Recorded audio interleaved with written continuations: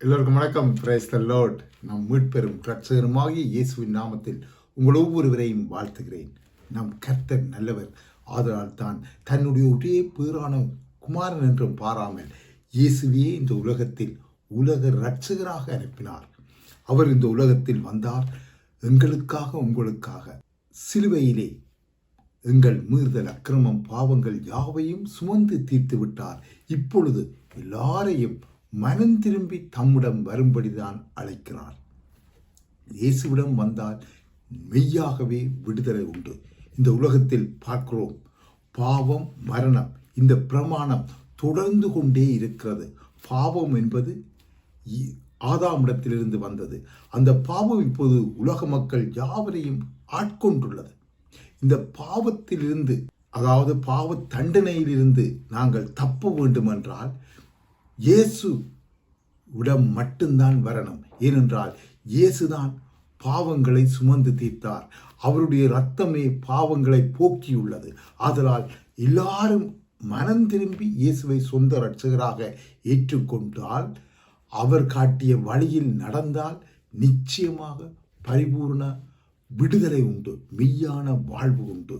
ஏனென்றால் 1 கொரிந்தியர் 15ஆம் அதிகாரம் 1-2 வசனங்களையும் நீங்கள் ஆராய்ந்து படித்தால் இந்த சுவிசேஷம் தெளிவாக இதைத்தான் சொல்லுகிறது.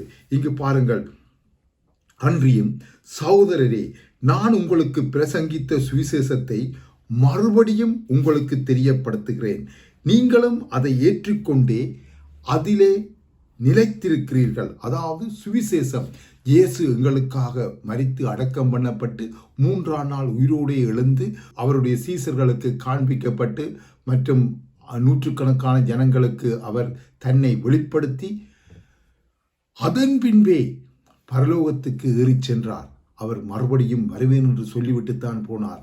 அவர் செய்ய வேண்டிய காரியங்களை சொல்லிவிட்டுத்தான் போனார். எல்லா மக்களுக்கும் நற்செய்தியை அறிவிக்கும்படி. அந்த நற்செய்தி தான் இயேசு பாவங்களை ஏற்றுக்கொண்டார், இயேசு நித்திய ஜீவனை தந்திருக்கிறார். இதை நீங்கள் அறிந்து கொள்ள வேணும். அறிந்து கொண்டு அதிலே நிலைத்திருக்க வேணும். நான் உங்களுக்கு பிரசங்கித்த பிரகாரமாய் நீங்கள் அதை கைக்கொண்டிருந்தால் அதனாலே நீங்கள் ரட்சிக்கப்படுவீர்கள். மற்றபடி உங்கள் விசுவாசம் விருதாவாயிருக்குமே. அதாவது இந்த பவுலடிகள் பிரசங்கத்தை உபதேசத்தை கைக்கொண்டு வாழ்ந்தால் மட்டும்தான் அதனால நீங்கள் ரட்சிக்கப்படுவீர்கள். மற்றபடி உங்கள் விசுவாசம் விருதாவாயிருக்குமே.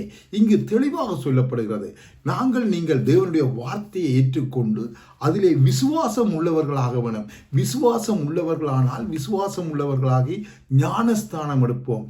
ஞானஸ்தானம் எடுக்கும் போது விசுவாசித்து ஞானஸ்தானம் எடுத்தவர்களுடைய வாழ்க்கை ஒரு வித்தியாசமாக இருக்கும். இருளுக்கும் வெளிச்சத்துக்கும் வித்தியாசம் உண்டு.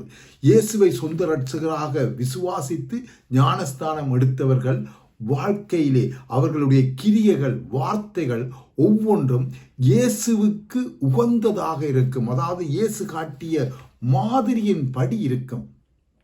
இந்த உலகத்திலே எத்தனையோ விதமான மார்க்கங்கள் உண்டு. அவர்களும் தங்களுக்கு தெரிந்தவைகளை கொண்டு அதுதான் சரி என்று நிரூபித்துக் கொண்டிருக்கிறார்கள். ஆனால் வேத வார்த்தை தெளிவாக சொல்கிறது, இயேசுவாலே மட்டும்தான் விடுதலை உண்டு. இந்த உலக மக்களை விடுதலை செய்ய, அதாவது பாவத்திலிருந்து விடுதலை செய்ய வந்தவர் இயேசு ஒருவர் தான். இதை எங்கள் சுயபலத்தினால் சம்பாதித்துக் கொள்ள முடியாது. அதனால் தான் மறுபடியும் சொல்லுகிறேன், சத்திய வார்த்தையை ஆராய்ந்து அறிந்து உணர்ந்து புரிந்து கொண்டு சத்தியத்தின்படி உங்கள் வாழ்க்கையை மாற்றுங்கள். இந்த வார்த்தையை கேட்டு அதிலே விசுவாசம் உள்ளவர்களாகி அந்த வார்த்தையிலே நிலைத்து நிற்க வேணும். அப்பொழுதுதான் ஒரு கனி கொடுத்து வாழ முடியும்.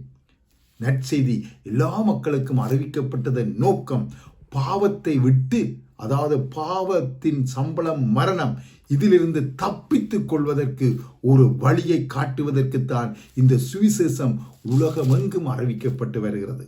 ஆதலால் உங்கள் இதயத்தை, களத்தை தொடர்ந்து கடினப்படுத்தாமல் மனம் திரும்பி இயேசுவை சொந்த இரட்சகராக ஏற்றுக்கொள்ளுங்கள்.